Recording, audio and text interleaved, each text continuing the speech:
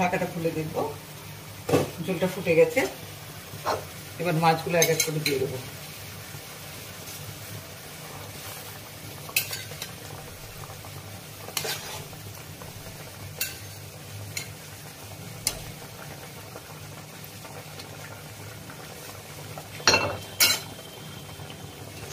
আরেকবার ঢাকাটা দিয়ে দিচ্ছি।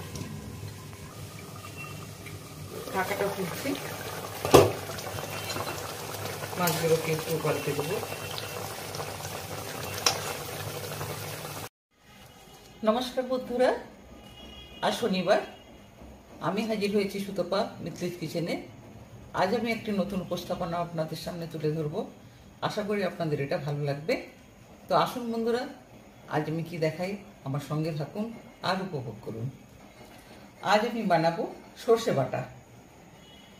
এই বাটা মাছগুলো পুকুরের বাটা, আর এখন বর্ষাকাল, প্রত্যেকটা বাটা মাছের ভেতরে, পেটের ভেতরে ডিম হয়ে গেছে। খেতে তো অসাধারণ লাগবে, তারপরে সর্ষে বাটা। তো আসুন কি করে বানাই আপনারা দেখুন।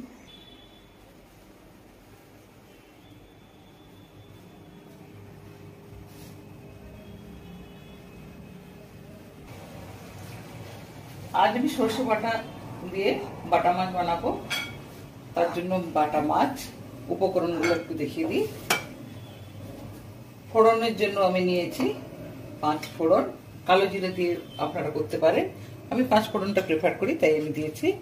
পেঁয়াজ কুচি, কাঁচা লঙ্কা কুচি, লঙ্কা বাটা, সর্ষে বাটা, গার্নিশিং এর জন্য গোটা লঙ্কা, কাঁচা লঙ্কা আর ধনে পাতা, নুন, হলুদ, সর্ষের তেল। আর সবশেষে আমি একটা টিপস দেব, সেটা আপনারা দেখতে থাকুন।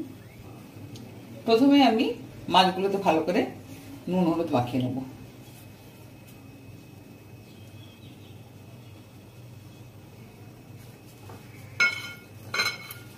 ভালো করে উল্টে পাল্টে মাখিয়ে নেব।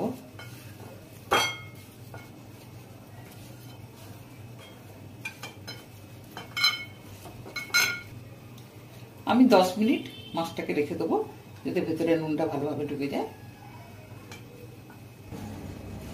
এবার কড়াই বসিয়ে দিয়েছি, গ্যাসটা জ্বালানো।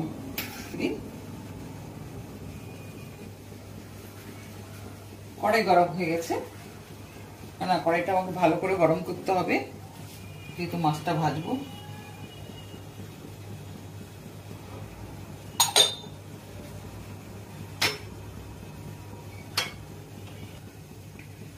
তেলটা আমার গরম হয়ে গেছে, একটু হলুদ দেবো। সমস্ত মাছ ভাজার আগে একটু হলুদ দিয়ে দেবো কড়াইতে। এক এক করে মাছগুলো ছেড়ে দেবো।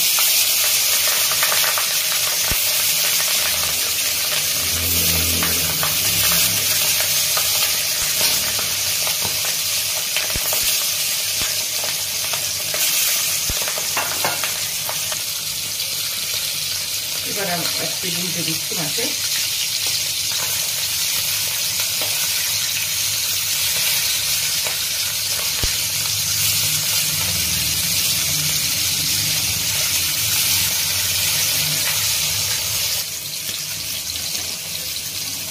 মাছগুলো আমি হালকা করে ভাজলাম, কড়া করে ভাজলে মাছের স্বাদটা থাকবে না, সেই কড়াটাতে মাছগুলো তুলে নিচ্ছি।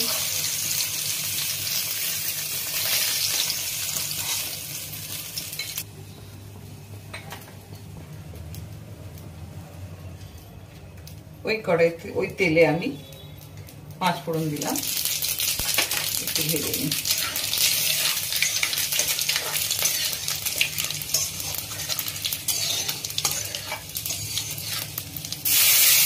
পেঁয়াজ কুচি দিলাম, পেঁয়াজটাকে আমি ব্রাউন করে ভাজবো। সঙ্গে কাঁচা লঙ্কা কুচিয়ে দিলাম।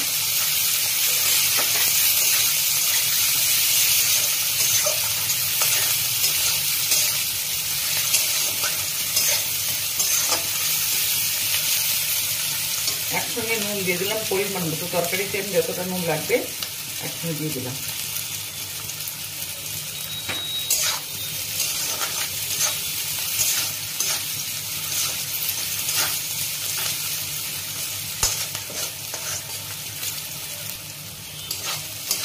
পেঁয়াজটা ব্রাউন করে ভাজা হয়ে গেছে, এরপরে আমি হলুদ দেবো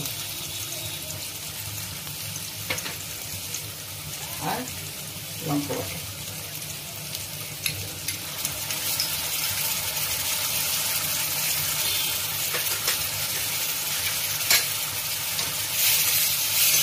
গ্যাসটা একটু কমিয়ে দিলাম। এরপরে আমি বাটিতে জল নিচ্ছি,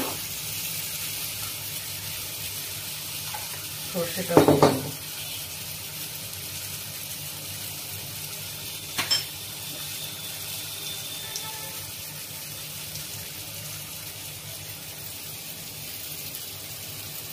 সর্ষেটা যেন দানা দানা না থাকে।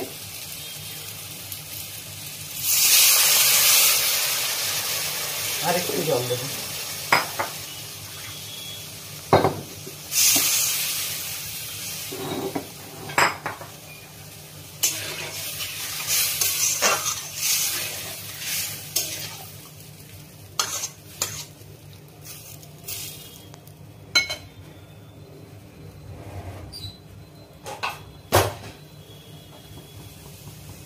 ঢাকা দিলাম, ঢাকাটা খুলে দেখবো ঝোলটা ফুটে গেছে। এবার মাছগুলো এক এক করে দিয়ে দেবো।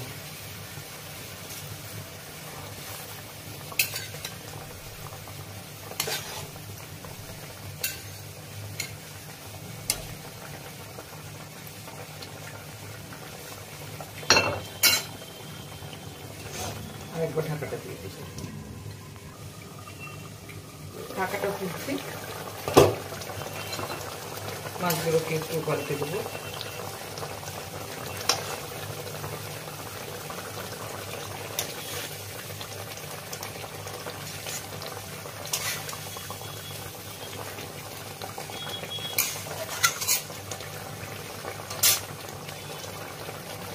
যেই টিপসটা আমি বলবো বলেছিলাম, এটা একটু গরম মশলা দেবো।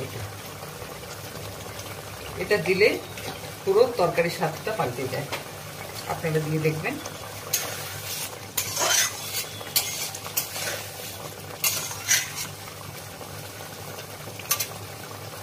আমি তো সর্ষে বাটাতে গরম মশলা দিলাম।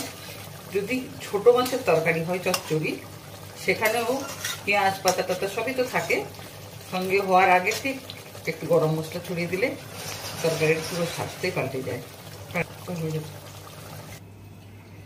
আমার সর্ষে বাটা হয়ে গেছে।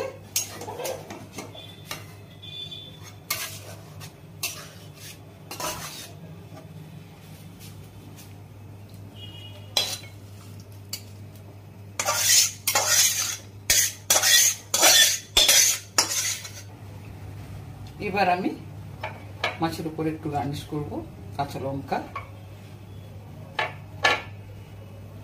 আর ধনেপাতা।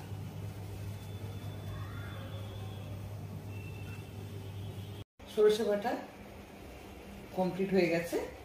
সঙ্গে আমি থালিতে নিয়েছি গরম গরম ধোয়া ওঠা ভাত, পেঁয়াজ, লেবু আর কাঁচা লঙ্কা, আর অবশ্যই সরষে বাটা। তো বন্ধুরা, আপনারা অবশ্যই চেষ্টা করবেন বাড়িতে বানিয়ে খাওয়ার।